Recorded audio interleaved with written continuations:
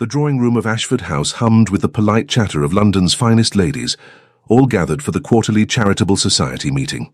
Crystal chandeliers cast a warm glow over silk gowns and elaborate coiffures, while servants glided between clusters of women bearing silver trays laden with tea and delicate pastries. Lady Eugenie Weatherstone had positioned herself in what she considered the most advantageous spot in the entire room, a small settee near the window, partially obscured by an enormous potted fern.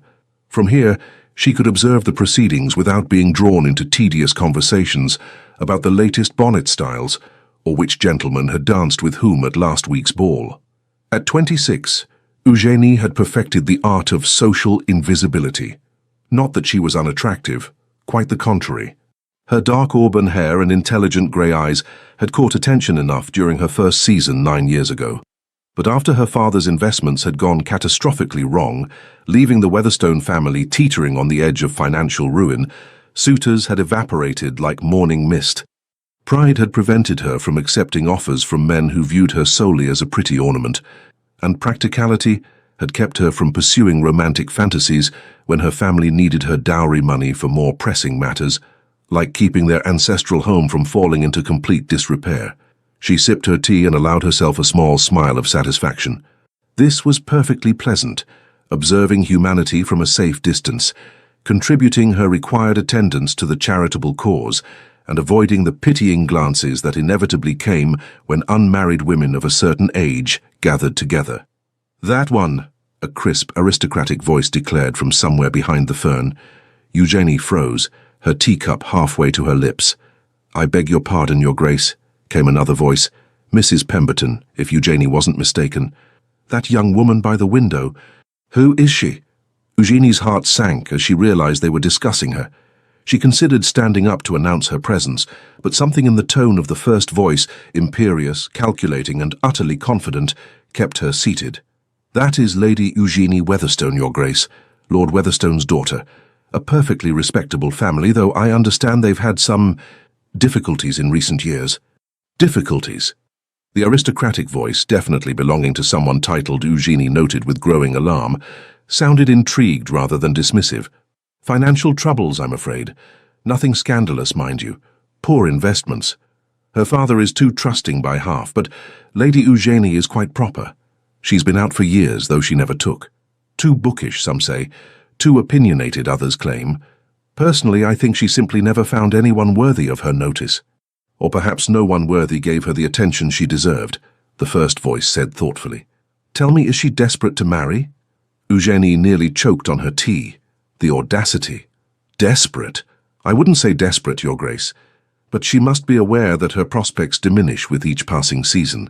At her age, she cannot afford to be too particular. "Perfect," the voice declared with satisfaction. "Absolutely perfect." Before Eugenie could process this alarming statement, a woman swept around the fern with the force of a small hurricane. She was perhaps 60 years of age, dressed in an exquisite lavender silk gown that screamed both wealth and impeccable taste. Her silver hair was arranged in an elaborate style that must have taken her lady's maid hours to complete, and she wore diamonds that could probably feed a small village for a year. Most notably, she wore an expression of absolute determination.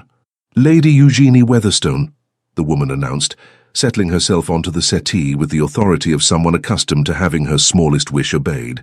"I am Winifred Merrow, Dowager Duchess of Silverley, and I have a proposition for you that will sound utterly mad." Eugenie blinked at her, acutely aware that several other ladies had noticed the Dowager Duchess's sudden interest and were now watching their corner with unconcealed curiosity. "Your Grace," Eugenie managed, setting down her teacup before she dropped it. "I'm honored by your attention, but I'm not certain—" "You're unmarried," Winifred interrupted with characteristic bluntness. 26 years old, intelligent, and from what I've observed, entirely too sensible to waste your time with the nonsense these other ladies consider conversation. You also desperately need money, though you're too proud to show it. Am I correct thus far?" Eugenie felt her cheeks flush. "Your Grace, I hardly think—" "Your gloves," Winifred continued, gesturing to Eugenie's hands. "Beautifully made, but you've turned them twice. I can see the faint marks where the original stitching was. Your gown is at least 3 years old, though you've disguised it cleverly with new ribbon. And unless I'm very much mistaken, those are paste pearls at your throat, not the genuine Weatherstone pearls your grandmother was famous for wearing. Your family has sold the real ones, haven't they? The frank assessment, delivered without malice but with absolute certainty, left Eugénie momentarily speechless. She had spent years perfecting her facade of genteel normalcy, and this woman had seen through it in seconds. "I mean no offense," Winifred said more gently, though her eyes remained sharp. "I merely need to ensure you'll understand the value of what I'm about to propose. You see, I have a son." "Congratulations," Eugénie offered weakly. Winifred's lips twitched. "Callum Merrow, Duke of Silverley, 32 years old, devastatingly handsome if I do say so myself, wealthy beyond measure, and possessing absolutely no interest whatsoever in finding a wife. Do you know how many debutantes I've paraded before him over the past decade? Dozens. Beautiful, accomplished young ladies from the finest families in England. He treats them all with perfect courtesy and complete indifference. I'm sorry for your difficulty, Your Grace, but I fail to see how this concerns me. Because..." Winifred leaned closer, her voice dropping to a conspiratorial whisper that somehow carried more weight than a shout. "You are going to pretend to be his fiancée, starting immediately." Eugénie stared at her. "I beg your pardon. Just for this afternoon," Winifred continued, as if she hadn't just suggested something completely insane. "You see, there are several particularly odious women at this gathering who have been hounding me mercilessly about Callum's unmarried state. Lady Cromwell actually had the audacity to suggest that perhaps my son prefers unconventional companionship. I need to silence them, and you, my dear, are the perfect solution. Your Grace, I cannot possibly—" "You can, and you will," Winifred said firmly, "because I am going to make it worth your while. Stand up." Somewhere in Eugénie's sensible mind, a voice was screaming at her to refuse, to make her excuses and leave immediately. But another part of her, the part that had spent years watching her father's worry lines deepen, that had seen her mother quietly sell family heirlooms piece by piece, that had lain awake at night, calculating how many more months they could maintain appearances before the creditors came calling. That part of her stood up. "Excellent." Winifred rose as well, linking her arm through Eugénie's with proprietary satisfaction. "Now smile as if I've just shared delightful news. That's right, and for heaven's sake, try to look like a woman in love." "I don't even know your son." "Minor detail. Now hold your head high. You're about to become the most talked-about woman in London." Before Eugénie could protest further, Winifred had steered her into the centre of the drawing room, where the gathered ladies turned to observe them with varying degrees of interest. "Ladies," Winifred announced in a voice that carried effortlessly across the room, bringing all conversation to an immediate halt. "I have the most wonderful news. May I present my son's fiancée, Lady Eugénie Weatherstone. The wedding will be in 3 months' time at St. George's. We're keeping it small, only 500 guests or so." The room erupted. Women surged forward with congratulations and questions, their voices blending into an incomprehensible cacophony. Eugénie felt herself being pulled into embraces by people she barely knew, heard herself murmuring responses that she couldn't quite process, and caught glimpses of faces ranging from delighted to devastatingly envious. Through it all, Winifred remained at her side, a small smile of triumph playing about her lips. "Your Grace," Eugénie hissed under her breath during a brief lull in the onslaught, "this is madness. When your son discovers what you've done—" "Oh, Callum will be furious," Winifred agreed cheerfully. "Absolutely apoplectic. It will be magnificent. He's been far too complacent lately. This will do him good." "Do him good? You've just announced to all of London society that we're engaged." "Indeed I have. And now you have a choice, my dear. You can publicly humiliate both yourself and me by denying it in front of all these witnesses, ensuring that neither of our reputations ever recovers. Or," Winifred's voice took on a steely quality, "you can play along for the remainder of this afternoon, and tomorrow morning you and I will have a proper discussion about compensating you for your trouble." "Compensating me?" Eugénie's mind raced. I mean that I am prepared to be exceedingly generous to the woman who helps me solve my problem. Your family's financial difficulties could become a thing of the past, Lady Eugénie. All you need do is pretend to be in love with my son for one afternoon. Surely that's not too high a price." Eugénie looked at the faces surrounding her, women she'd known for years, but who had never particularly noticed her before. They were looking at her now, though. Looking at her with interest, with envy, with the kind of attention that came from being associated with one of the most eligible men in England. She thought of her father's tired eyes, her mother's brave smile when she'd sold her grandmother's brooch last month, her younger brother's education, hanging in the balance because they couldn't afford the fees. "What do I need to know about him?" she heard herself ask. Winifred's smile widened. "Ah, splendid. Well, let me see. Callum is brilliant, Cambridge first in his class. He manages our estates with impressive competence and takes his duties in the House of Lords seriously, unlike most of his peers. He's an excellent horseman, a fair shot, and he detests dancing despite being quite good at it." "That's not what I meant," Eugenie said. "I meant, what will convince people we're actually engaged? What are his habits, his preferences? Does he have a sense of humor?" Winifred looked at her with something approaching respect. "Very practical. Yes, he has a quite wonderful sense of humor, though he hides it behind that ducal reserve he's perfected. He's sardonic rather than jovial, wit over warmth, if you take my meaning. He reads voraciously, particularly philosophy and political theory. He takes his coffee black, his whiskey neat, and his privacy seriously. He's loyal to those he cares about, but slow to trust. And," she added with a significant look, "he has very little patience for dishonesty or manipulation." "Then he's going to absolutely despise this," Eugenie said flatly. "Oh, undoubtedly. But by the time he discovers it, you'll have made such an impression on London society that breaking the engagement will be far more trouble than maintaining the fiction. At least for a short while." "A short while?" 3 months should suffice, long enough to satisfy the gossips and get everyone accustomed to the idea that Callum is finally settling down. After that, we can arrange a quiet dissolution of the engagement. Mutual decision, no scandal, everyone parts as friends. And the compensation you mentioned? "We'll discuss specific terms tomorrow," Winifred said, "but I assure you, it will be more than adequate to resolve your family's financial concerns. Shall we say enough to pay off your father's debts and provide a comfortable settlement besides?" Eugenie's breath caught. That kind of money would change everything. Her father could stop selling off pieces of their heritage. Her mother could hold her head high in society again. Her brother could finish his education. All she had to do was pretend to love a man she'd never met for one afternoon, and then, apparently, continue the pretense for 3 months. It was mad. Completely, utterly mad. "Very well," Eugenie said, "but tomorrow morning we discuss terms properly, and if your son wishes to end this charade immediately, I'll support whatever explanation he prefers."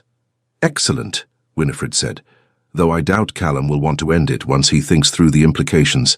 He's far too clever for that. Now smile. Lady Cromwell is approaching, and she's the worst gossip in London. Whatever you tell her will be repeated in every drawing room by evening." Lady Cromwell was a formidable woman in puce satin, her expression hovering between congratulation and calculation. "Lady Eugenie, my dear girl, I had no idea you even knew the Duke of Silverley. How delightfully secretive you've been." "The Duke and Lady Eugenie preferred to keep their understanding private," Winifred answered before Eugenie could speak. "Young love, you know. They wanted time to know each other without society's scrutiny." "How romantic." Lady Cromwell's eyes narrowed with interest. "And where did you meet, if I may ask?" Eugenie's mind went blank. Where would a duke and an impoverished lady even cross paths? She opened her mouth, desperately grasping for a plausible explanation. "At the British Museum," Winifred supplied smoothly. "They both have a passion for ancient Greek philosophy. Isn't that right, dear?" "Yes," Eugenie seized on the lie gratefully. We discovered we were both examining the same collection of manuscripts. We struck up a conversation about Aristotle's ethics, and—" She gestured vaguely. One thing led to another. It sounded absurd even to her own ears, but Lady Cromwell seemed to accept it. "How very intellectual. I suppose that explains why the Duke hasn't been seen courting anyone. He was too busy courting you in secret." "Precisely," Winifred said with satisfaction. The afternoon continued in much the same vein. Eugenie found herself repeating variations of the museum story, accepting congratulations from women who had barely acknowledged her existence before, and feeling increasingly like she'd been swept up in a theatrical production without being given her lines. By the time the charitable society meeting concluded, her face ached from forced smiling, and her mind reeled from the sheer audacity of what she'd just done. As the ladies began to depart, Winifred squeezed her arm. You did beautifully. My carriage will collect you tomorrow morning at 10 o'clock. We'll discuss everything properly then. Your Grace, Eugenie said quietly, what happens when your son finds out what we've done? Winifred's expression turned thoughtful. Callum has spent the last decade avoiding his responsibilities where marriage is concerned. Perhaps this will remind him that a duke has duties beyond managing estates and attending Parliament. Sometimes, my dear, we must be forced into recognizing what we truly need. And what if what he truly needs isn't me? Then we'll have 3 months to discover that, won't we? Winifred patted her hand. But I have a feeling you're going to surprise us both. There's more to you than a pretty face and good breeding, Lady Eugenie. I saw it the moment you started asking practical questions instead of swooning over the honor of becoming a duchess. Callum needs someone with intelligence and spine, not another simpering debutante. You might be exactly what he requires. With that cryptic statement, the Dowager Duchess swept away, leaving Eugenie standing in the emptying drawing room, wondering what on earth she had just agreed to. She was supposed to pretend to be the Duke of Silverley's fiancé, a man she had never met, a man who, according to his mother, despised dishonesty and manipulation. This was, without question, the most ridiculous situation she had ever found herself in. And yet, as she made her way home in the Weatherstones' shabby carriage, another reminder of their reduced circumstances, Eugenie couldn't quite suppress a flutter of something that might have been anticipation. For the first time in years, something interesting was happening to her, something unexpected and absurd and potentially disastrous, but also possibly something that could save her family. She arrived home to find her mother in the drawing room, mending curtains that should have been replaced 2 years ago. Eugenie, darling, how was the charitable society meeting? Eugenie looked at her mother, still beautiful despite the lines of worry around her eyes, still maintaining the graceful dignity that had made her one of the most admired women of her generation, still pretending that everything was perfectly fine, even as their world crumbled piece by piece. Actually, Mother, Eugenie said slowly, something rather extraordinary happened. I appear to have gotten engaged. Her mother's needle stopped mid-stitch. You what? To the Duke of Silverley. His mother announced it to the entire charitable society. The wedding is to be in 3 months at St. George's. There was a long, profound silence. Then her mother set down her mending with great care. Eugenie Charlotte Weatherstone, sit down and explain yourself this instant. As Eugenie recounted the afternoon's events, she watched her mother's expression cycle through disbelief, horror, and finally, cautious calculation. Let me understand this correctly, her mother said when Eugenie had finished. The Dowager Duchess of Silverley has promised to compensate you, us, for participating in a false engagement to her son. Yes. An engagement that will last 3 months and then be quietly dissolved. That's what she proposed. And you believe she'll actually pay what she's promised? The Dowager Duchess didn't become one of the most influential women in London by breaking her word, Mother. If anything, her reputation for keeping promises is fearsome. Her mother was quiet for a long moment. Do you know what this could mean for us if she keeps her word? I know. Your father could hold his head up again. We could repair the roof. Edward could finish his education properly. I know, Mother. Another silence fell between them, heavy with unspoken implications. You'll have to meet him eventually, her mother said finally. The Duke. He'll undoubtedly have thoughts about his mother announcing his engagement without his knowledge or consent. Eugenie felt her stomach twist with apprehension. Yes, I imagine he will. Is the Dowager Duchess certain he won't simply denounce the engagement immediately? She seems to think he'll be practical about it once he considers the implications. A public scandal would harm his reputation as much as ours. Perhaps. Her mother picked up her mending again, though her hands trembled slightly. This is dangerous, Eugenie. If it goes wrong, we'll be no worse off than we are now, Eugenie said firmly. And if it goes right, we might actually have a future that doesn't involve selling grandmother's things piece by piece. Her mother's eyes filled with tears. I never wanted this for you. Any of this. I know. Eugenie crossed to her mother's chair and knelt beside it. But this is our reality. And for once I have a chance to actually do something about it. I'm not going to let pride or fear stop me. Her mother touched her cheek gently. You're so much braver than I ever was. I learned from the best, Eugenie said softly. You've been brave every day, keeping this family together. They sat together in the fading afternoon light, both aware that tomorrow would bring challenges neither of them could fully anticipate. Somewhere across London, in a house Eugénie had never seen, a duke was going about his evening entirely unaware that his life was about to become complicated in ways he couldn't possibly imagine.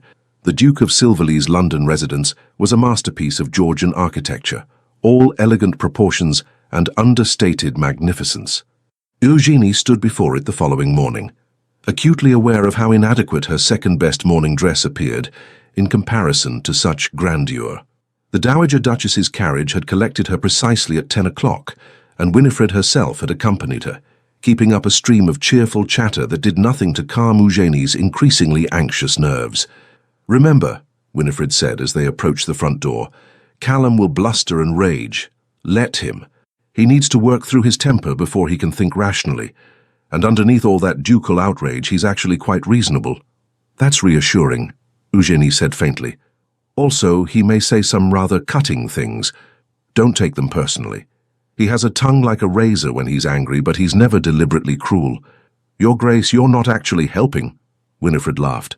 "Sorry, dear, I'm simply excited. This is the most interesting thing that's happened in years." They were admitted by a butler, whose expression suggested he had witnessed many interesting things in his time and been impressed by none of them. He led them through an entrance hall that made Eugénie's breath catch. Marble floors, soaring ceilings, artwork that belonged in a museum, and into a study that managed to be both magnificent and oddly comfortable. Floor-to-ceiling bookcases lined the walls, filled with leather-bound volumes that actually looked read rather than decorative. A massive desk dominated one end of the room, covered with neat stacks of correspondence and documents. Morning sunlight streamed through tall windows overlooking a private garden, and standing by one of those windows, reading what appeared to be a letter, was the Duke of Silverley. Eugénie's first thought was that Winifred hadn't exaggerated about her son being devastatingly handsome. Callum Merrow was tall and lean, with dark hair that fell across his forehead in a way that suggested he'd been running his hands through it. His profile was all clean lines and aristocratic angles, high cheekbones, strong jaw, straight nose. He wore no coat, just shirt sleeves and a waistcoat, and even in this casual state of dress, he radiated the kind of authority that came from generations of breeding and power. Then he turned, and Eugénie saw his eyes. Grey-green, intelligent, and absolutely furious.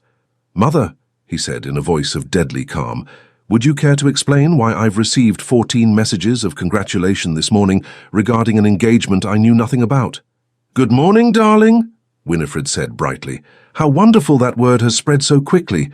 Eugénie, may I present my son, Callum Merrow, Duke of Silverley. Callum, this is Lady Eugénie Weatherstone, your fiancée." The temperature in the room seemed to drop several degrees. Callum's gaze shifted to Eugénie, and she felt herself being assessed with the same thoroughness his mother had displayed the day before, but with considerably less warmth. "Lady Eugénie," he said with excruciating politeness, "how unfortunate that we're meeting under such creative circumstances." "Your Grace," Eugénie managed, resisting the urge to curtsy. She might be pretending to be engaged to him, but she'd be damned if she'd act intimidated. "I assure you this situation is as unexpected for me as it is for you." One dark eyebrow rose. "Somehow, I doubt that. Most women who claim to be my fiancée generally have at least a passing acquaintance with me first." "Callum, don't be nasty," Winifred said. "Eugénie is doing us a tremendous favor." "A favor?" His voice could have frozen water. "By participating in my mother's deranged scheme to manipulate me into marriage. How charitable." "I'm standing right here," Eugénie said sharply, her own temper stirring, "and I'm perfectly capable of speaking for myself, Your Grace. So perhaps you could direct your anger where it actually belongs, at your mother, rather than taking it out on me." There was a moment of shocked silence. Then, to Eugénie's surprise, Callum's lips twitched. Backbone. How refreshing. He crossed to his desk and tossed down the letter he'd been holding. "Very well. Since my mother has decided to stage manage my life without consultation, perhaps someone should explain to me exactly what happened yesterday." Winifred settled herself into a chair as if preparing for a pleasant chat. "It's quite simple, really. I observed Lady Eugénie at the Charitable Society meeting. Intelligent, composed, and clearly not interested in the usual social nonsense. Perfect wife material, I thought. So I suggested she pretend to be your fiancée for the afternoon. Suggested, Callum repeated flatly. Well, strongly encouraged. Lady Cromwell was being particularly odious about your unmarried state, and I needed to silence her. Eugenie here was the perfect solution. Perfect. Callum's gaze swung back to Eugenie. And you simply agreed? Without question? Your mother offered compensation, Eugenie said directly, seeing no point in dissembling. My family has financial difficulties. She proposed a business arrangement. I pretend to be engaged to you for 3 months, and in exchange, she provides enough funds to resolve our debts.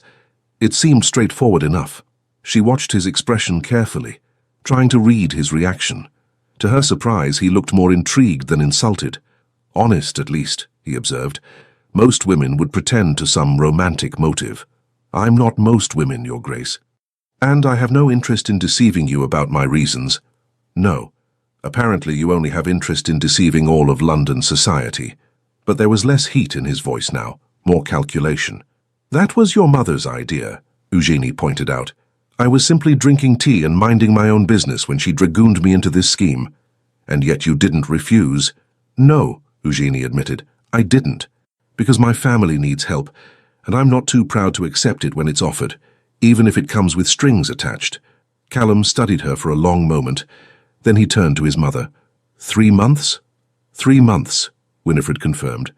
Long enough to satisfy society and get the gossips talking about something else.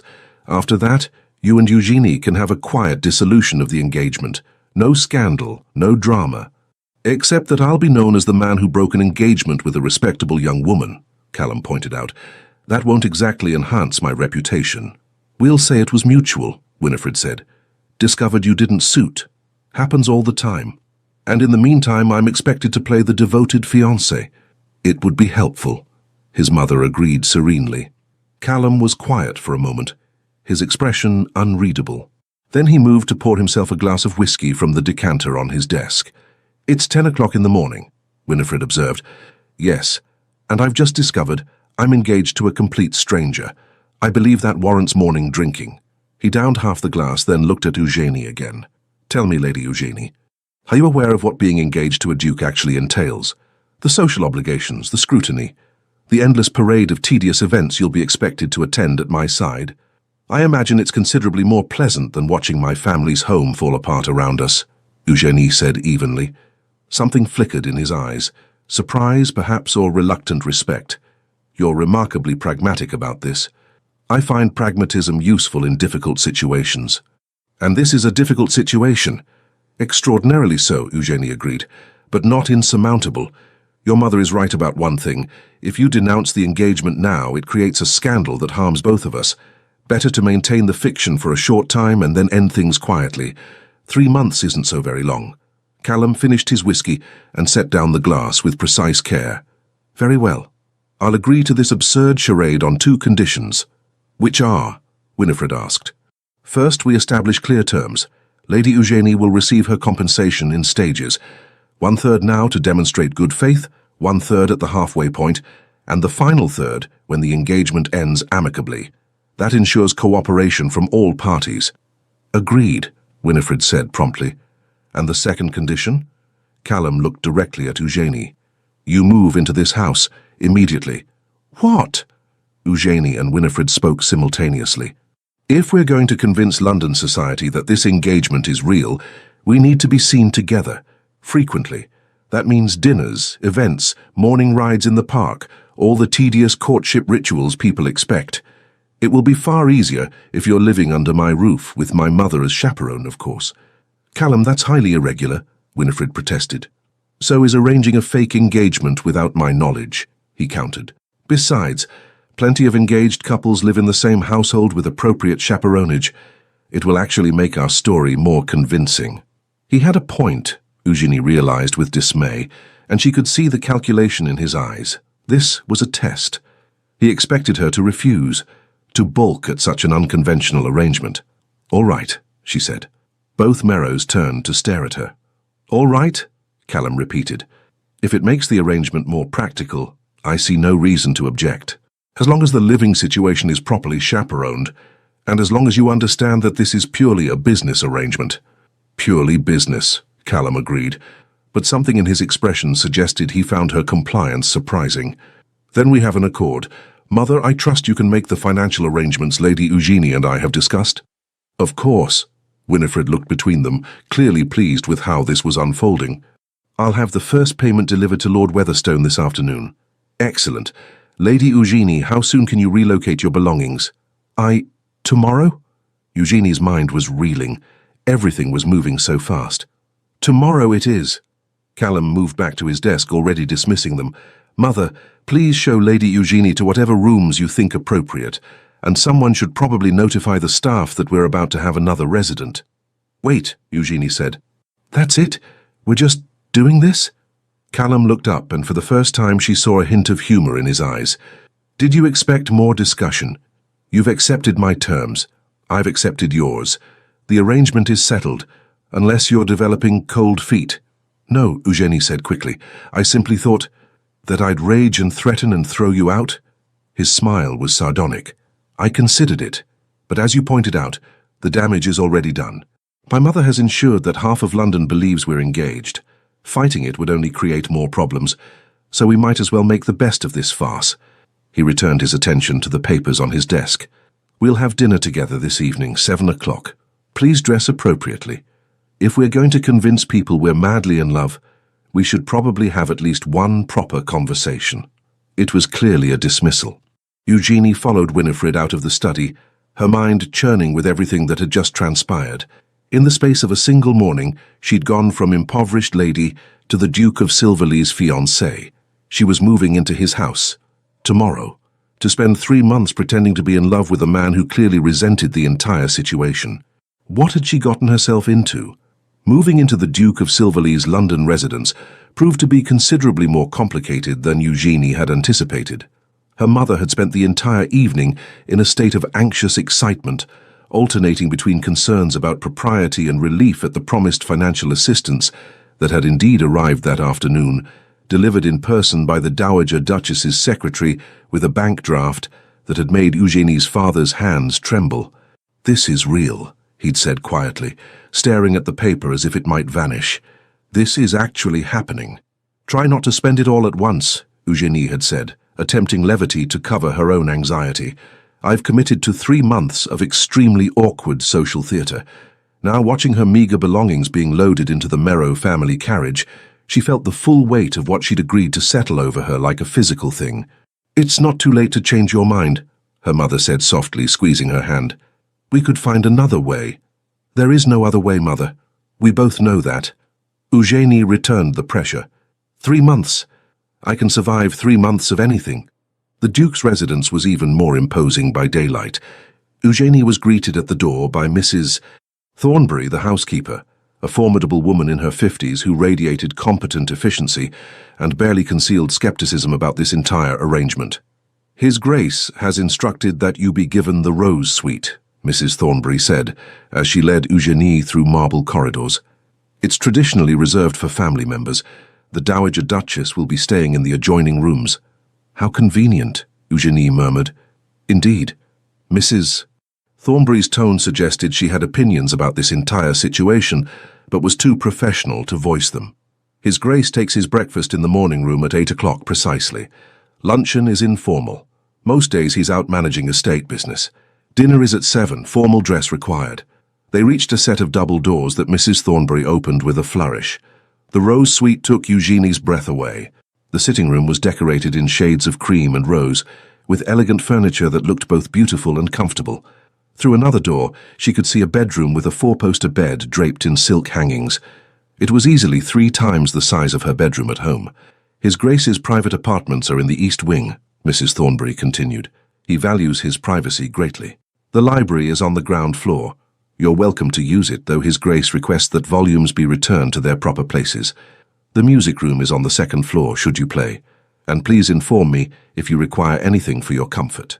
After Mrs. Thornbury departed, Eugenie stood in the center of her new sitting room and tried not to feel overwhelmed. This was temporary, she reminded herself. 3 months of play acting, then back to her real life, hopefully with enough money to ensure that life would be considerably more comfortable. A knock at the door interrupted her thoughts. She opened it to find Winifred, looking delighted. Settling in? The Dowager Duchess asked, sweeping past her without waiting for invitation.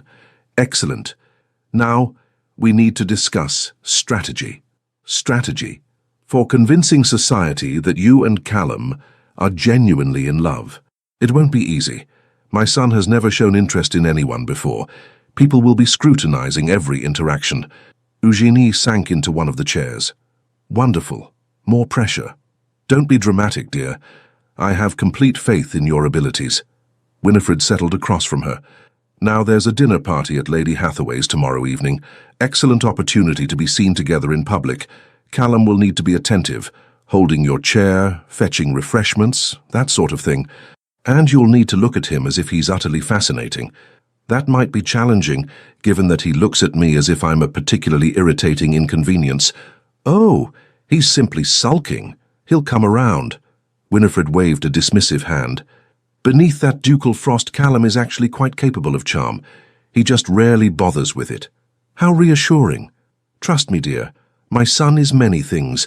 Stubborn, proud, occasionally insufferably arrogant, but he's not stupid.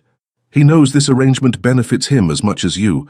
Once he stops being annoyed about being outmaneuvered, he'll commit properly to the performance. Eugenie hoped she was right. The thought of spending 3 months with a man who resented her presence was exhausting to contemplate. Dinner that evening was precisely as uncomfortable as Eugenie had feared. She'd chosen her best evening gown, emerald silk that had been beautiful 4 years ago and was merely presentable now, and arrived in the formal dining room at exactly 7 o'clock. Callum was already there, dressed impeccably in black evening clothes that made him look like something from a Renaissance painting. Devastatingly handsome and completely unapproachable. He rose when she entered, which was proper, but the gesture felt mechanical rather than courteous. Lady Eugenie, punctual. I appreciate that in a person. I try not to waste other people's time, she replied, taking the seat the footman held for her, even when I'm being forced into their company through maternal scheming. His lips twitched. At least we agree on something.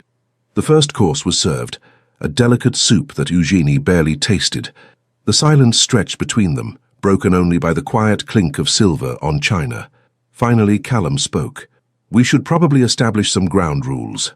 Beyond moving in with you and pretending to be madly in love. Beyond those, yes. He set down his spoon with precise care. First, I expect discretion. Whatever happens, or doesn't happen, within these walls stays private. No gossiping with friends, no confiding in family beyond what's necessary. Agreed. Second, we'll need to coordinate our schedules. I have obligations that can't be avoided. Parliamentary sessions, estate business, social events that I've already committed to. You'll need to accompany me to at least some of them. I expected that. Third, he paused, studying her. We should probably make an effort to actually know each other. People in love generally have conversations. What a revolutionary concept, Eugenie said dryly. Engaged couples talking to each other. Don't be sarcastic. Then don't state the obvious. They glared at each other across the table. Then, unexpectedly, Callum laughed. A genuine sound of amusement that transformed his face entirely. You're not what I expected, he admitted. What did you expect? Someone more compliant. Simpering, perhaps. Most women confronted by a duke's displeasure would be apologizing profusely by now. I'm not most women, and I didn't actually do anything wrong. Your mother did. If you want apologies, direct them appropriately. Fair point. He leaned back in his chair, regarding her with new interest. Tell me about yourself, Lady Eugenie, beyond the financial difficulties that brought you into this mess. It was the first time he'd asked her anything personal. Eugenie considered how much to reveal. I'm 26 years old. I had one season 9 years ago that was moderately successful until my father's investments collapsed. I enjoy reading, philosophy mostly, and history. I'm reasonably competent at watercolors, though I have no particular talent. I speak French adequately and Italian poorly. I'm better at mathematics than is considered appropriate for a lady, and I strongly dislike gossip, which has made me rather unpopular in society circles. Philosophy? Callum's interest sharpened. My mother said something about that. What do you read?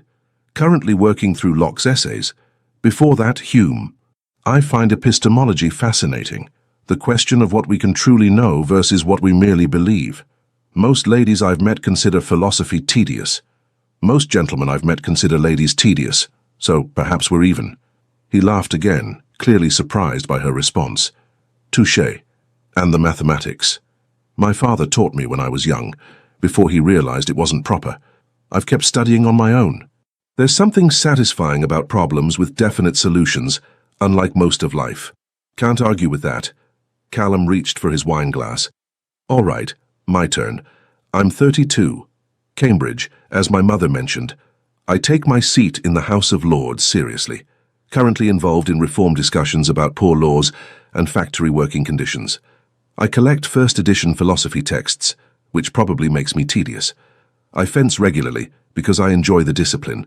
And I despise dancing despite being adequately skilled. Why do you hate dancing? Because it requires making small talk with simpering debutantes while their mothers evaluate me like prize livestock," he grimaced.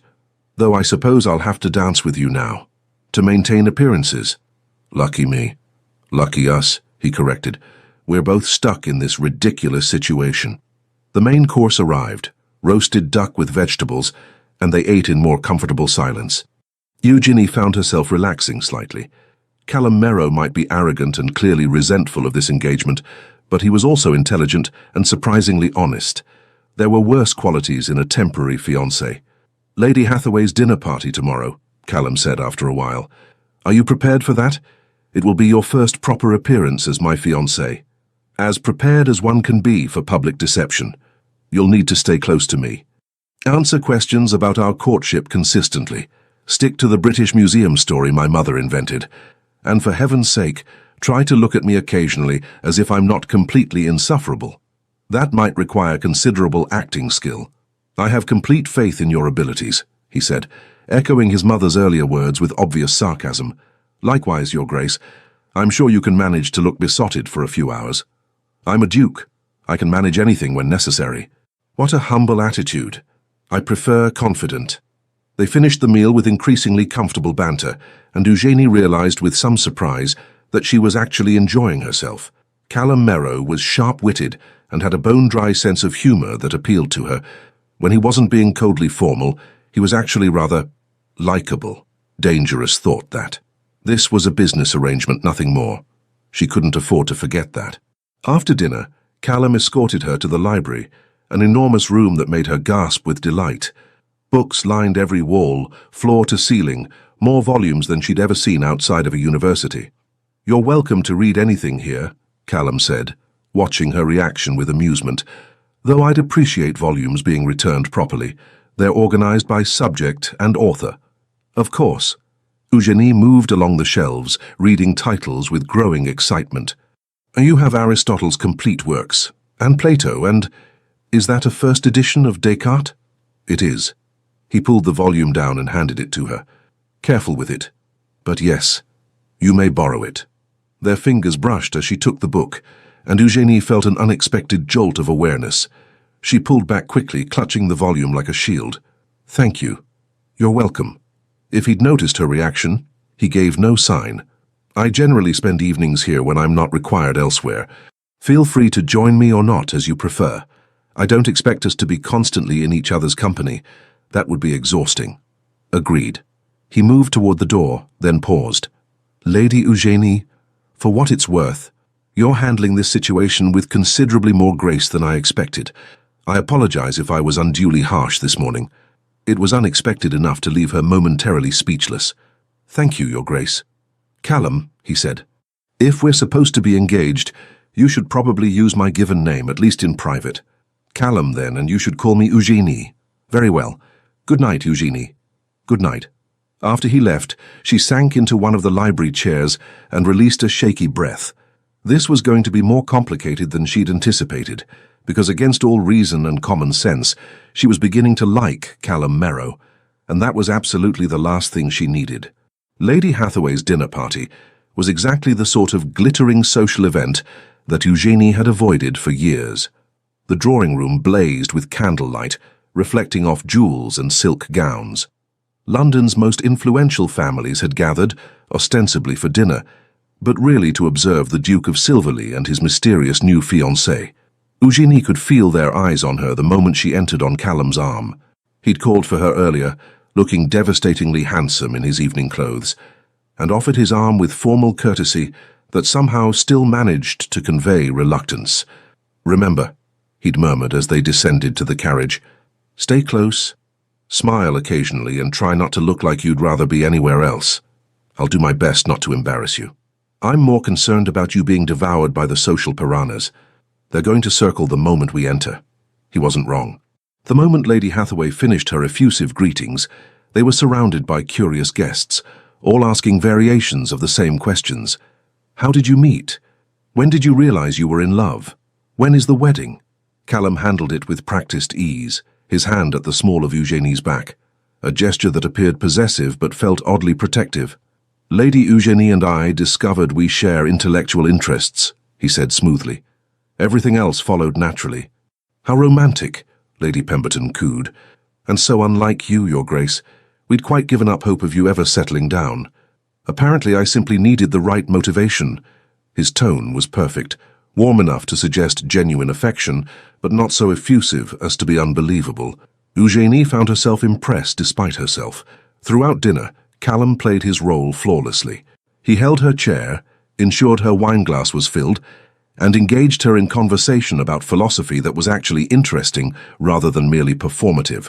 To any observer, they appeared to be a couple genuinely fascinated by each other. "You're quite good at this," Eugenie murmured during a lull in conversation. "Years of practice at social deception," he replied quietly. "Every duke learns early how to appear charming while feeling nothing whatsoever. How exhausting." "Exceedingly." His eyes met hers and something flickered in them. Sympathy, perhaps. "Though I suspect you understand that. Playing roles for society's benefit." Before she could respond, Lady Cromwell descended on them with her daughter in tow, a pretty blonde girl who looked barely 18 and absolutely miserable. "Your Grace, Lady Eugenie, how delightful to see you both. May I present my daughter, Miss Arabella Cromwell?" "Bella, dear, say hello to the Duke." Arabella curtsied prettily but with visible reluctance. "Your Grace, Miss Cromwell." Callum's courtesy was impeccable, but Eugenie noticed his slight withdrawal, the way he'd positioned himself closer to her, as if using their engagement as a shield. "Bella has been so looking forward to this season," Lady Cromwell continued obliviously. "Though, of course, now that Your Grace is engaged," she trailed off meaningfully. "Mother," Arabella hissed, clearly mortified. Eugenie felt a surge of sympathy for the girl.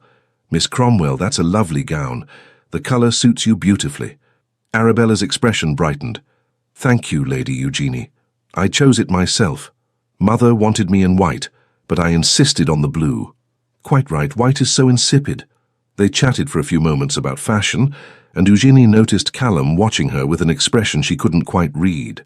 When Lady Cromwell finally dragged her daughter away to meet other potential suitors, he leaned closer. "That was kind of you." She looked uncomfortable. "I remember what it was like being paraded around like livestock. Hence your sympathy for my earlier complaint about dancing." "Precisely." The evening continued in much the same vein.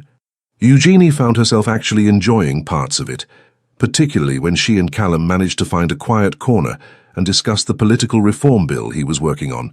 He was passionate about improving conditions for factory workers, and his arguments were well-reasoned and compelling. "Most people don't expect dukes to care about such things," he said. "They assume we're all too busy enjoying our privilege to notice suffering. But you're not." "No. Perhaps because my father made sure I understood that privilege comes with responsibility. Power should serve purpose, beyond personal gratification." "That's quite progressive thinking." "Don't spread that around. I have a reputation for aristocratic arrogance to maintain." She laughed and he smiled, a genuine expression that transformed his usually stern features. For a moment it was easy to forget this was all pretense. As the evening wound down and they prepared to leave, Lady Hathaway pulled Eugenie aside. "My dear, I must say, I've never seen the Duke look at anyone the way he looks at you. You've quite captured his attention." Eugenie manufactured an appropriate blush. "He's very special." "Indeed. And you seem perfect for each other.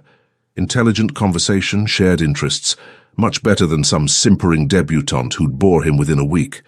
In the carriage ride home, Callum was quiet, staring out the window at the dark London streets. "You did well tonight," he said finally. "Very convincing." "As did you." "Yes. almost too convincing. He turned to look at her, his expression unreadable in the dim light. "We need to be careful, Eugenie." "Careful of what?" "Of forgetting this isn't real. It would be easy to get confused, to start believing our own performance." Her heart gave an odd thump. "I'm not confused." "Good. Neither am I, just establishing clarity." But his tone suggested he was trying to convince himself as much as her. When they arrived home, Callum escorted her to her suite with formal courtesy. "Good night, Eugenie." "Good night, Callum." She closed the door and leaned against it, her mind whirling. He was right to be concerned. Tonight had felt disturbingly natural. The conversations, the shared humor, the way they'd moved together through the social minefield. It would be very easy indeed to forget this was temporary, to start imagining that the warmth in his eyes was real rather than performed. She couldn't afford that kind of foolishness. In 3 months, this engagement would end. Callum would return to his ducal life, and she would return to hers, hopefully with enough money to secure her family's future. That was the agreement. That was reality. Everything else was just acting, even if it was starting to feel like something more. The next 6 weeks passed in a blur of social engagements, afternoon teas, and increasingly comfortable domesticity that Eugenie found both pleasant and deeply unsettling. She and Callum had fallen into a routine. Breakfasts were companionable affairs where they discussed the day's papers and planned their social calendar. Afternoons often found them in separate pursuits, Callum managing a state business or attending Parliament, Eugenie reading in the library or accompanying Winifred on charitable calls. Evenings varied between social obligations and quiet hours in the library, where they'd sit in separate chairs reading but somehow still together. It was all terrifyingly domestic. "You realize people are starting to believe this," Winifred observed one afternoon as she and Eugenie took tea in the drawing room. "The engagement, I mean. Even the skeptics are convinced." "Isn't that the point?" Eugenie poured tea with practiced grace, still marveling at the quality of the china, Sèvres porcelain that probably cost more than her family's annual income. "Yes, but—" Winifred studied her with those sharp eyes. "How are you finding the arrangement? Honestly." "It's fine." "Fine." What a passionate endorsement. Eugenie set down the teapot with more force than necessary. "What do you want me to say, Your Grace? That I'm enjoying playing house with your son? That I've forgotten this is temporary?" "Have you forgotten?" "No." But even as she said it, Eugenie felt the lie of it. Because somewhere in the last 6 weeks, something had shifted. It had started small. Callum remembering she preferred her tea with lemon rather than milk. Him pulling down books he thought she'd enjoy without being asked. The way he'd positioned himself between her and an obnoxiously persistent Lord Ashford at Lady Morrison's ball, his hand at her waist possessive and protective. Then there were the conversations. Long, meandering discussions about everything from philosophy to politics, to whether the new gaslighting being installed throughout London was progress or madness. He listened to her opinions as if they mattered, challenged her thinking without dismissing her, and seemed genuinely interested in her perspective. She'd caught herself watching him when he wasn't looking, the way he ran his hand through his hair when frustrated with a particular passage in a book, the rare smile that transformed his stern features, the competent grace with which he moved through both ballrooms and his own study. And then there was last week, when he'd found her crying in the library. She'd received a letter from her father, enthusiastic and hopeful for the first time in years, talking about repairs to the estate and her brother's excellent progress at school. The relief of it, combined with the guilty knowledge that this was all built on deception, had overwhelmed her. Callum had walked in, taken one look at her tear-stained face, and without a word, pulled her into his arms. She'd cried against his shoulder while he held her, one hand stroking her hair, murmuring nonsense comfort.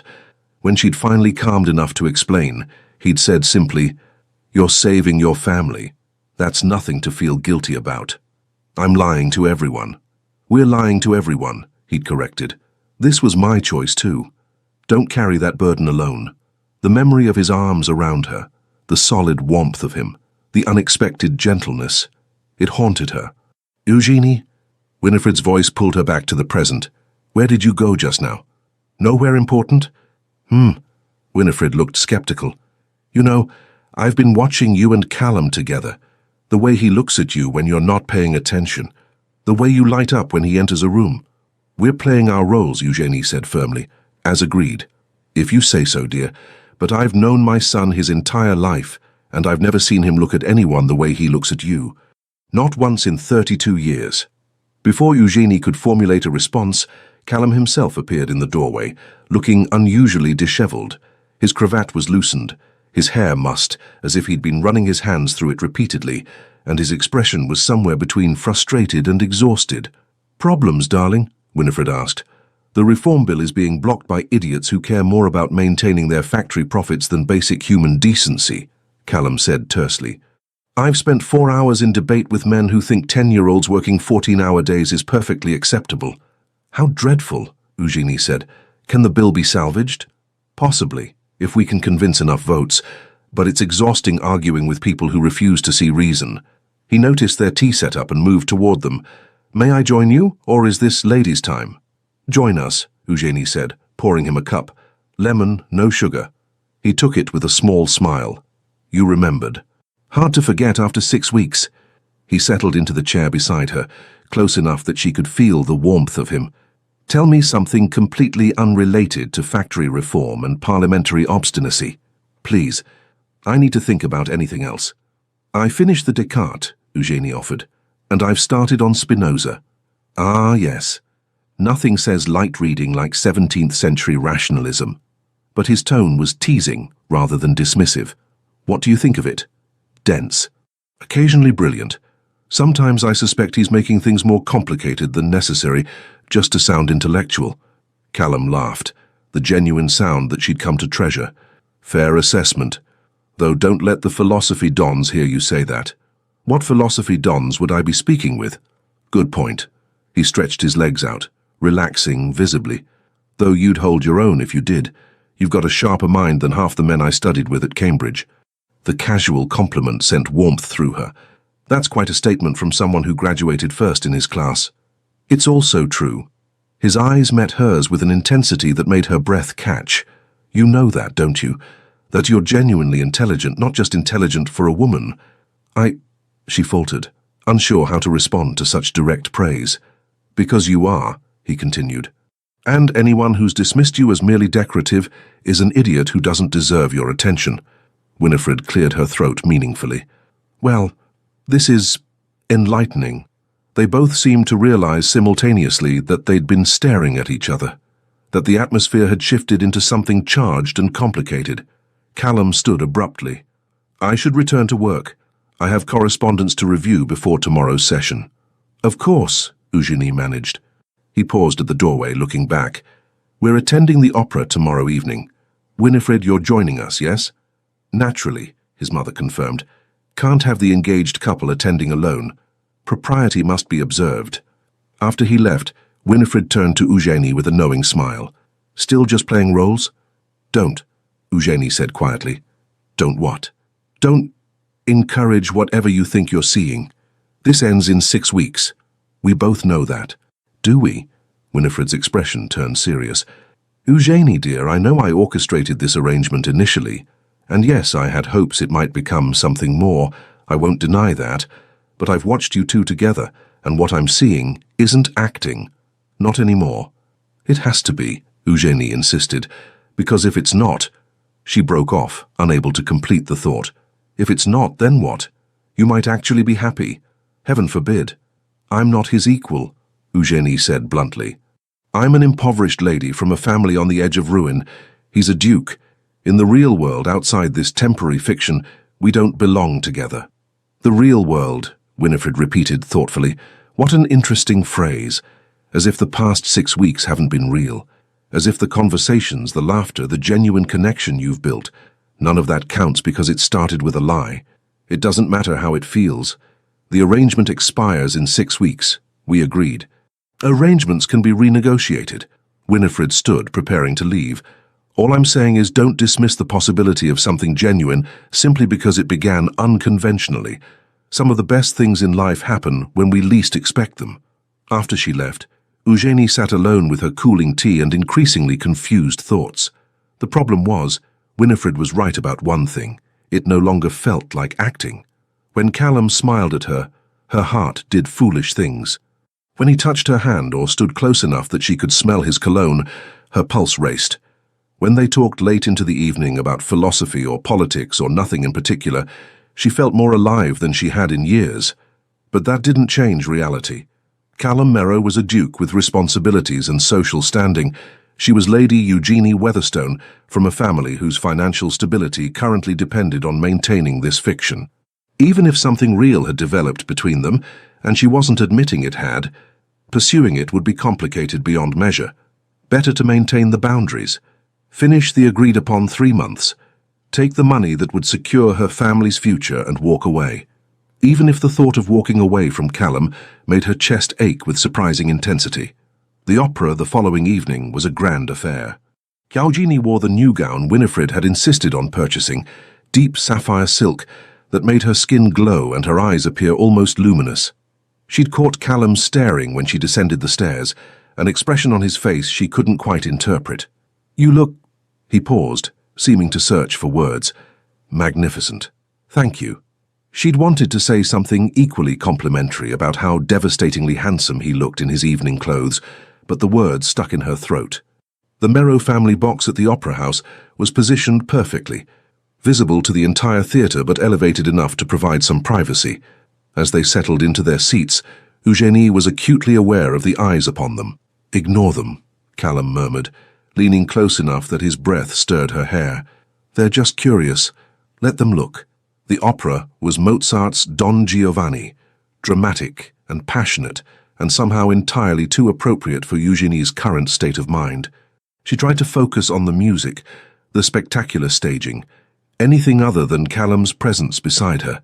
But she could feel him, the warmth of his arm nearly touching hers on the shared armrest, the way he shifted slightly closer during the more dramatic passages, as if unconsciously seeking proximity, the occasional glance in her direction that made her pulse race. During the interval, they remained in the box while Winifred went to greet acquaintances. Alone for the first time that evening, the silence between them felt heavy with unspoken things. "Are you enjoying the performance?" Callum asked finally. "Very much.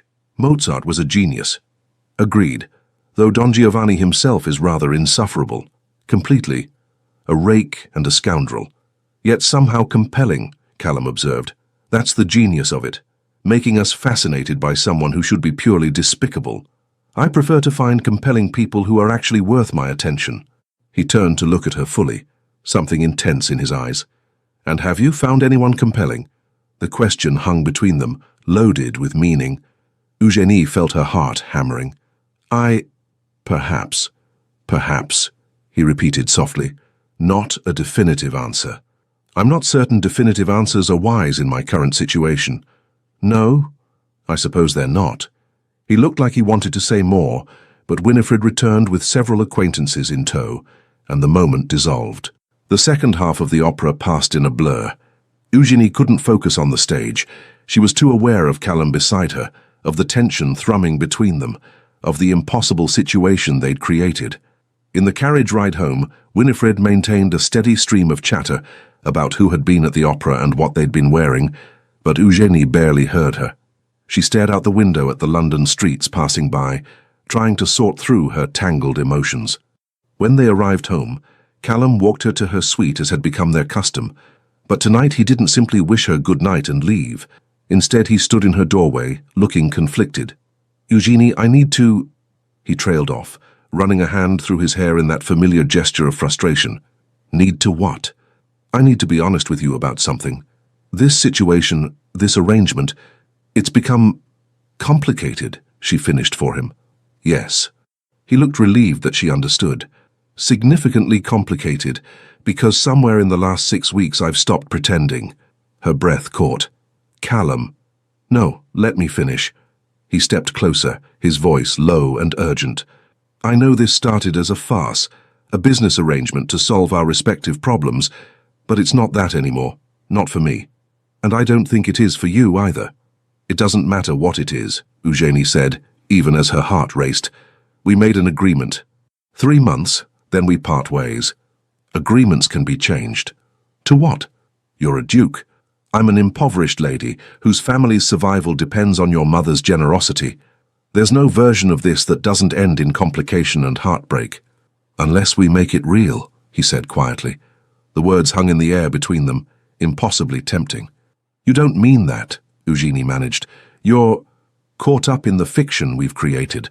I'm caught up in you, Callum corrected. Your intelligence, your humor, your resilience, the way you challenge me and make me think, the way you see through social nonsense to what actually matters, the way you...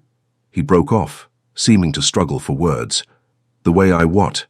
He stepped closer still until they were barely a foot apart. The way you make me want things I've never wanted before. Partnership, companionship, someone who actually understands me rather than just tolerating me for my title. Eugenie felt tears prickling behind her eyes. You can't say these things. Why not? They're true. Because they make everything harder, because in 6 weeks this ends. We agreed, Callum. We had a plan. Then let's change the plan. His hand came up to cup her cheek, thumb brushing away a tear she hadn't realized had fallen. Let's make this real. Marry me. Not as part of an arrangement, but because we choose it. Because what we've found together is worth keeping. It was everything she wanted and couldn't allow herself to have. I can't, she whispered. Don't you see? I came into this for money, to save my family. If I say yes now, I'll never know, and neither will you, whether it's real or just desperation and proximity and pretending for so long that we've confused ourselves. I'm not confused, but I am. She pulled away from his touch, wrapping her arms around herself. I don't know what's real anymore, Callum. I don't know if I've actually fallen in love with you or if I've just convinced myself I have, because it makes the charade easier to maintain. And you don't know either. Not really. He looked stricken. Eugenie, we need to stick to the plan, she said firmly, even as her heart broke. 6 more weeks, then we end the engagement as agreed. If what you're feeling is real, it will still be real after 3 months of separation. And if it's not, if we've just been caught up in playing house, then we'll have saved ourselves from making a terrible mistake. And if you're wrong, if I know right now, with absolute certainty, that I want you in my life permanently, then you'll still want me in 6 weeks, she said quietly.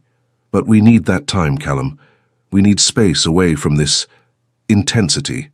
To be certain, he looked at her for a long moment, a dozen emotions flickering across his face. Finally, he nodded. 6 weeks. Then we'll revisit this conversation. Thank you. He turned to leave, then paused. For what it's worth, Eugenie, I've never been more certain of anything, but I'll give you the time you need. After he left, Eugenie closed the door and slid down to sit on the floor, her elaborate gown pooling around her. She buried her face in her hands and let herself cry, for what she wanted, for what she was afraid to take, for the impossible situation they'd created, because Callum was right. Somewhere in the last 6 weeks she had stopped pretending too. She'd fallen in love with him, with his intelligence and his unexpected kindness, with his passion for making the world better and his dry humor, with the way he looked at her as if she was the most fascinating person he'd ever met.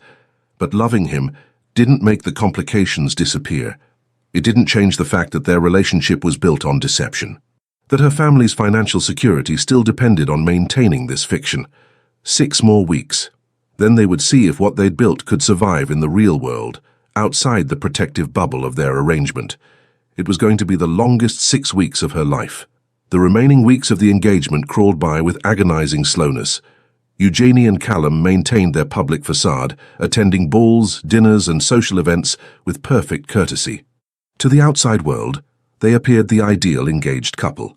In private, things were infinitely more complicated. They still shared breakfasts and occasional evenings in the library, but now every interaction was weighted with unspoken tension. Callum never again mentioned making the engagement real, but his eyes said everything his words didn't. And Eugenie found herself aching with the need to close the distance between them, to give in to what she wanted, but she held firm to her decision. They needed time apart to be certain. With only 3 days remaining before their agreed-upon separation, Winifred summoned Eugenie to the drawing room with unusual urgency. "We have a problem," the Dowager Duchess announced without preamble. Eugenie's stomach dropped. "What kind of problem?" "Lady Cromwell has been investigating. She's gotten it into her head that this engagement is fraudulent." "What? How?" "She's been questioning servants, checking records, generally being a nosy nuisance. And she's discovered something rather damning." Winifred paused significantly. There's no record of Callum ever visiting the British Museum during the time period we claimed you met. Eugenie felt the blood drain from her face. Can she prove anything? Not definitively, but she's spreading rumors, suggesting the engagement was arranged for financial reasons, that you're a fortune hunter who trapped Callum into this sham. That's not... Eugenie broke off, realizing it was partially true. She had entered this arrangement for money, even if her motivations were more complex than Lady Cromwell could imagine. I know it's not the full truth, Winifred said gently, but perception matters in our world. If these rumors gain traction, it could damage both your reputations significantly. Then we'll end the engagement early, as planned. Issue a statement about discovering we don't suit. That will only confirm suspicions that something was wrong from the beginning. Winifred studied her carefully. There is another option, which is, make it real. Marry Callum, not in 3 months, but now, this week, before Lady Cromwell's poisonous rumors can spread further. Eugenie's heart hammered. You can't be serious. I'm entirely serious. Think about it, my dear. The best way to silence gossip about a fraudulent engagement is to actually get married. It becomes impossible to claim deception when you're legally bound. But Callum knows about Lady Cromwell's investigation. I told him this morning, and he agrees that an immediate marriage is the most practical solution. Practical? Eugenie repeated hollowly. How romantic. Romance is lovely, but survival is more important. Winifred's tone turned sharp. You've spent 6 weeks building something genuine with my son, whether you want to admit it or not. Don't let pride and fear destroy that because the timing isn't perfect. Before Eugenie could respond, Callum himself entered the drawing room. He looked tired, she noticed, shadows under his eyes suggesting he'd slept poorly. I assume Mother has explained the situation, he said without preamble. She has. And what do you think? His voice was carefully neutral, giving nothing away. Eugenie looked between them, Winifred with her calculating determination, Callum with his guarded expression. This was madness, complete and utter madness. I think, she said slowly, that I need to speak with Callum. Alone. Winifred took the hint, sweeping out with a knowing smile. Once they were alone, Callum moved to the window, staring out at the garden. You don't have to do this. Do what? Marry me to salvage the situation. I won't force you into anything, Eugenie. If you want to end this now, face the scandal, I'll support whatever you decide. And your reputation? Will survive. I'm a duke. I have certain privileges when it comes to weathering gossip. He turned to face her. But yours might not recover. An impoverished lady accused of trapping a duke into a false engagement. Society won't be kind. I'm aware. So the question is... He moved closer, his expression intense. What do you want? Not what's practical or sensible. What do you actually want? It was the most direct question anyone had ever asked her. And standing there looking at Callum Merrow, this complicated, brilliant, unexpectedly tender man who'd somehow become the center of her world, Eugenie realized she was tired of lying. To society, to Winifred, to herself. I want you, she said simply. I've wanted you for weeks now, but I was too afraid to admit it. Afraid it wasn't real, that I was fooling myself, that you only felt obligated because of the arrangement. His expression softened. You're never going to be rid of me now, you realize. Not after admitting that. Is that a threat, Your Grace? A promise, Lady Eugenie. He closed the remaining distance between them. So let me be equally direct. I love you, not because of any arrangement or convenience, not because we've been playing house and it's comfortable, but because you challenge me and fascinate me and make me laugh when I least expect it, because you're brilliant and kind and stronger than you give yourself credit for, because when I imagine my future, you're in every part of it. Tears spilled down Eugenie's cheeks. You can't possibly... I can and I do. He cupped her face in both hands, thumbs brushing away tears. I know this started as a farce. I know it's complicated and unconventional, and possibly the most impractical foundation for a marriage in the history of the aristocracy. But I've never been more certain of anything. We barely know each other. We've spent 6 weeks having conversations deeper than most married couples manage in a lifetime. I know how you take your tea, and what makes you laugh, and that you chew your lip when you're thinking hard about something. I know you're terrible at embroidery, but excellent at mathematics. I know you cry at poetry, but stay stoic through tragedy. I know... He broke off, searching her face. I know you're afraid, and I understand that, but don't let fear stop you from taking something that could make us both happy. Eugenie reached up to cover his hands with hers. If we do this, if we actually get married, it has to be real. No more pretending, no more arrangements, just us, building something genuine. That's all I've wanted since that night at the opera, Callum admitted. Possibly before, though I was too stubborn to acknowledge it. And your mother, her manipulations. We'll be politely but firmly discouraged from interfering in our marriage, he said. I love her dearly, but she's meddled quite enough for one lifetime. Eugenie laughed through her tears. She means well. She's a menace, a well-intentioned menace, but still. His expression turned serious. So is that a yes? Will you marry me, for real this time? I need you to understand something first. Eugenie took a shaky breath. My family's financial situation is still precarious. Even with your mother's assistance, we're not secure long-term. If I marry you, there will always be people who say I did it for money and position, that I trapped you with your mother's help. Let them say it. I don't care. You might, eventually, when it becomes tiresome defending your choice of wife. Eugenie. He said her name with exasperation and affection in equal measure. I'm a duke who cares about factory reform and workers' rights. I've been called a radical sympathizer, a traitor to my class, and considerably worse. One more controversy isn't going to devastate me, especially when that controversy comes with the benefit of being married to the most interesting woman I've ever met. You're sure? Absolutely certain. He pulled her closer until they were barely an inch apart.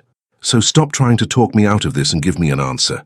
Looking up at him, at the man who'd been her fake fiancé and had somehow become something infinitely more important, Eugenie felt the last of her resistance crumble. Yes, she whispered. Yes, I'll marry you. For real this time. The kiss was inevitable. Callum's lips met hers with a gentleness that contrasted with the intensity of the moment, and Eugenie felt herself melting into him. This wasn't the chaste kiss they'd performed for society at various events. This was real and raw and desperately honest. When they finally broke apart, both slightly breathless, Callum rested his forehead against hers. We're doing this. We're completely mad. Undoubtedly. He grinned, that rare, transformative smile that made her heart skip. But at least we're mad together. A discreet cough from the doorway made them spring apart. Winifred stood there, looking insufferably pleased with herself. I take it you've reached a decision. We're getting married, Callum said, his arm sliding around Eugenie's waist. This week, as you suggested. But Mother, his tone turned serious. This is where your involvement in our relationship ends. You've had your fun playing matchmaker. Now let us actually live our lives without interference. Of course, darling, Winifred said with suspicious sweetness. Though I do hope I'm still invited to the wedding. You're invited, Eugenie assured her. But Callum's right. This is our marriage, our choice. We're grateful for your creative intervention, but say no more. Winifred waved a hand. I understand perfectly. I'll simply enjoy my grandchildren when they arrive and resist all urges to meddle further. Grandchildren, Callum muttered. We're not even married yet. Details, darling. Now, shall we discuss wedding arrangements? 3 days isn't much time. The wedding took place on a crisp autumn morning at St. George's Church, with considerably fewer than 500 guests. They'd kept it intimate, immediate family. A handful of close friends, and notably absent were Lady Cromwell and her poisonous gossip. Eugenie wore a cream silk gown that Winifred had commissioned, simple but elegant. As she walked down the aisle on her father's arm, she caught sight of Callum waiting at the altar. He looked nervous, she realized with amusement. The confident Duke of Silverley was actually fidgeting with his cravat. When she reached him, he leaned close enough to whisper, You look beautiful and I'm terrified. So am I, she whispered back. Good. At least we're equally terrified. The ceremony passed in a blur. Eugenie heard herself making vows that no longer felt like a performance. When Callum slid the ring onto her finger, a beautiful sapphire that matched the gown she'd worn to the opera, his hand trembled slightly. I, Callum Edmund Merrow, take thee, Eugenie Charlotte Weatherstone. The words hung in the air, weighted with meaning. This was real, this was happening. When the vicar pronounced them married and Callum kissed her, Eugenie felt something inside her finally settle. All the fear and doubt and worry about whether this was right, it dissolved in the certainty that yes, this was exactly where she belonged. The wedding breakfast afterward was a joyous affair. Eugenie's parents seemed younger than they had in years, her father actually laughing at something Winifred said. Her brother Edward, home from school for the occasion, declared Callum rather decent for a duke, which everyone agreed was high praise from a 16-year-old. As the afternoon wore on, Callum pulled Eugenie aside into a quiet corridor. "How are you feeling, Your Grace?" It took her a moment to realize he meant the title. She was the Duchess of Silverley now. Strange, overwhelmed, happy, good. Those are all appropriate reactions. He pulled her closer, his arms encircling her waist. "I have something for you." "Another gift?" "You've already been too generous. This one's different." He produced a folded paper from his jacket. "Open it." Eugenie unfolded the document, scanning the contents. Her breath caught. It was a trust deed, establishing a permanent income for her family, managed independently of their marriage. More than enough to maintain their estate comfortably and provide for her brother's education and future. "Callum, this is insurance," he said quietly. "So you'll never have to wonder if you married me for money. This is yours regardless of what happens between us. If our marriage succeeds, and I fully intend that it will, this gives your family security without being tied to my goodwill. If somehow we're completely wrong about each other and everything falls apart, you'll still have provided for them. Either way, that burden is lifted." She looked at him through tears. "You didn't have to do this." "Yes, I did, because I need you to know that I want you here as my wife, as my partner, because I love you, not because you need my money or my protection. Those come freely, but your choice to stay has to be just that, a choice." Eugenie threw her arms around him, the document crumpling between them. "You impossible, wonderful man. How did I get so lucky?" "I believe my mother ambushed you at a charity tea," he said dryly. "But I like to think fate played a role too."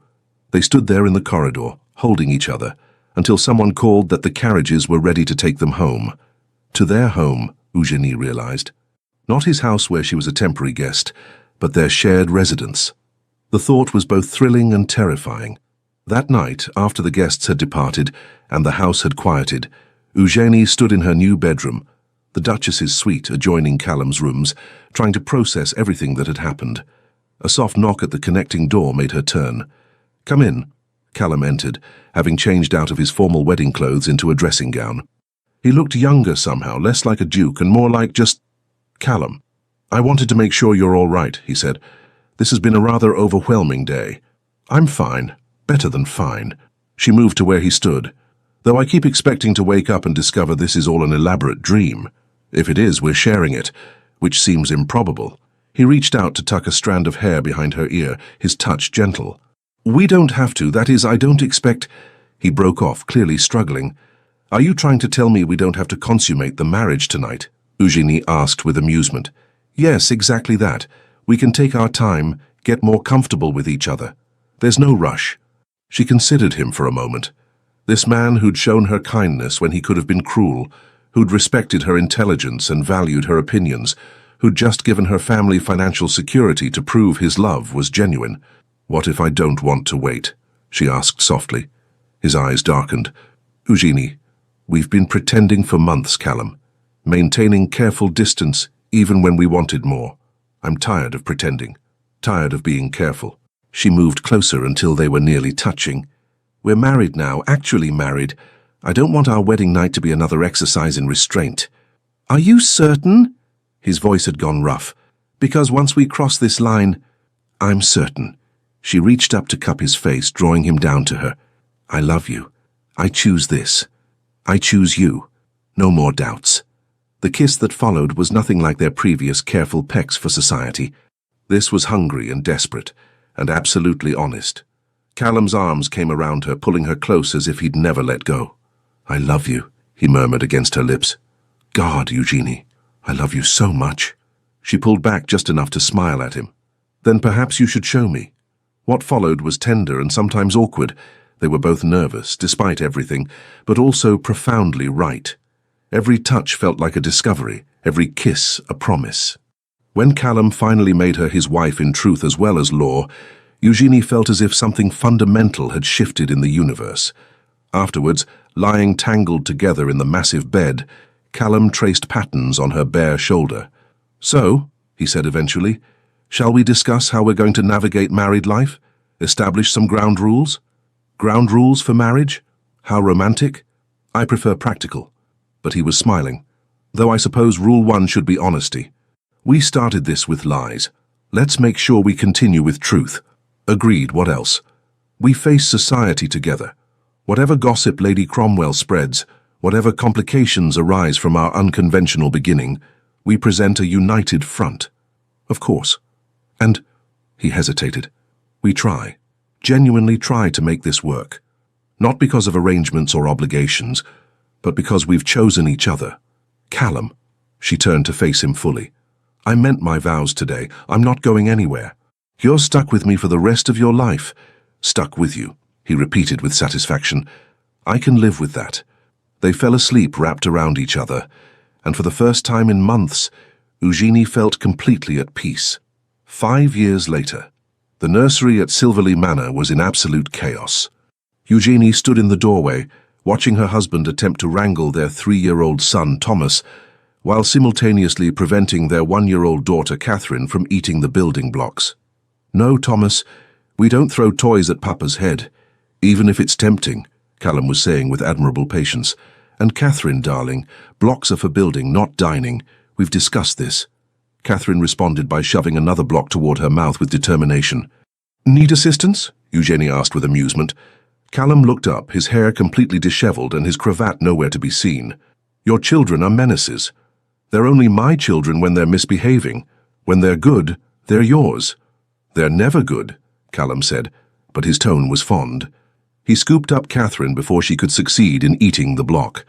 "Though I suppose they are rather wonderful menaces." Thomas chose that moment to launch himself at Eugenie, who caught him with practiced ease.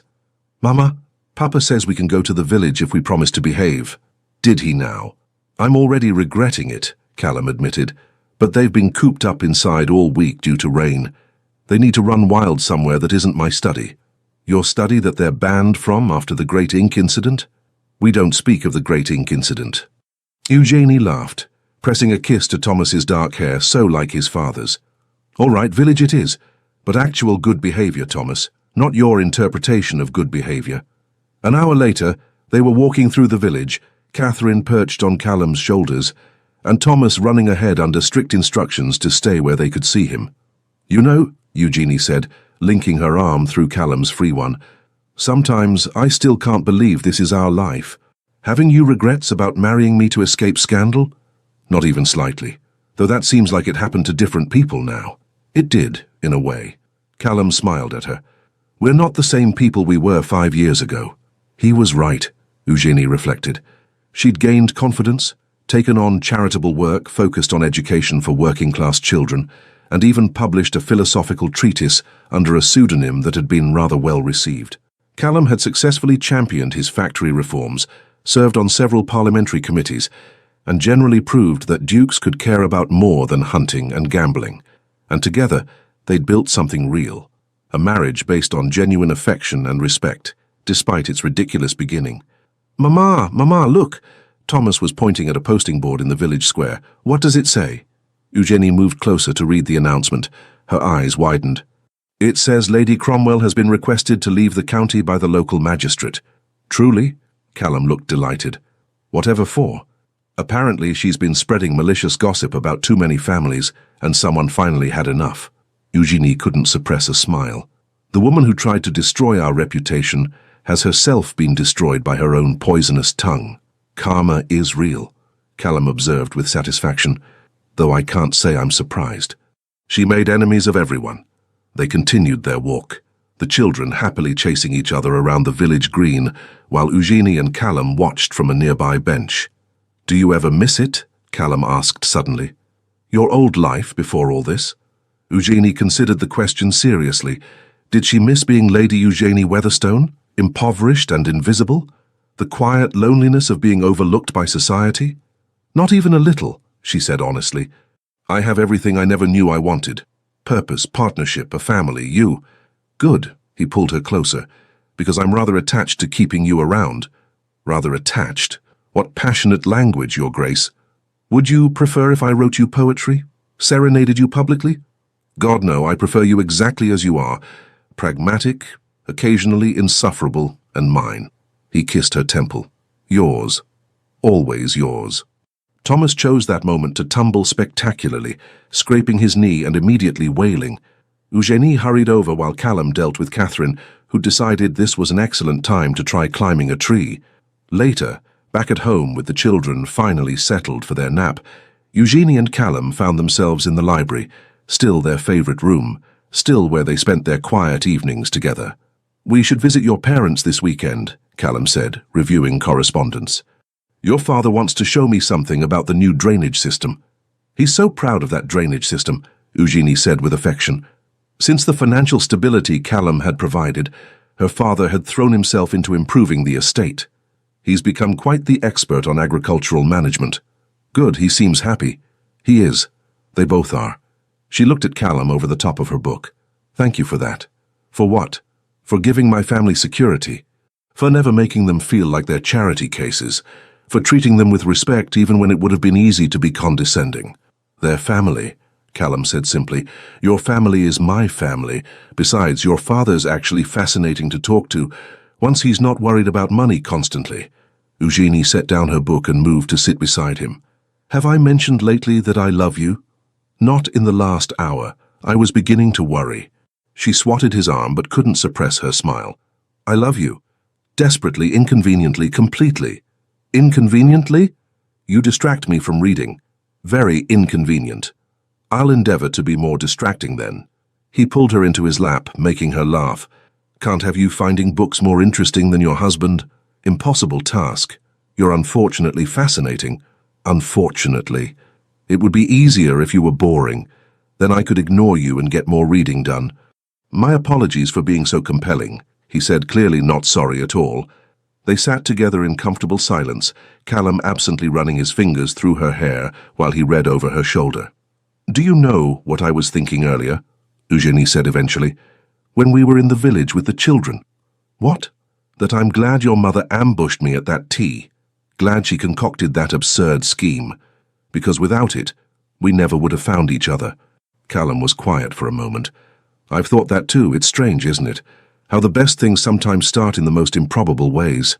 Should we tell the children someday about how we really met?" "Absolutely. When they're old enough to appreciate the absurdity." He pressed a kiss to her hair. "They should know that sometimes taking a chance on something ridiculous leads to something extraordinary. Very philosophical, Your Grace." "I learned from the best." Eugenie twisted to look up at him. "I really do love you, you know. Not the convenient fiction we created, not the role we played, but you, exactly as you are." "I know." His eyes were soft with affection. "I've known it since that night you cried in this library and let me hold you. Since you trusted me with your fear and uncertainty. That's when I knew this was real. Not when I agreed to marry you. That's when I hoped. But trust? That's when I knew." They sat together as the afternoon light faded, talking about everything and nothing. Upcoming social obligations, Callum's latest parliamentary efforts, the children's antics, plans for the future. And Eugenie thought, not for the first time, that she was extraordinarily lucky. Not because she'd married a duke, though that certainly had its advantages, but because she'd married this particular man. Someone who challenged and supported her, who made her laugh and made her think, who'd given her a partnership she'd never dreamed possible. Their story had started with a lie whispered at a tea party. It had become a truth worth fighting for, and she wouldn't change a single ridiculous, improbable moment of it. The end. Thank you so much for staying with us until the very end of this whirlwind romance. If this story made you laugh, cry, or believe in love all over again, please show your support by liking, commenting, subscribing, and sharing it with fellow lovers of historical tales. It means the world to us and keeps our little storytelling corner alive and thriving. Stay tuned. Another emotional story is waiting for you at the end of this video. Click, listen, and let your heart be swept away once more. From the bottom of our hearts, thank you for being here. The Legends of the Fall team.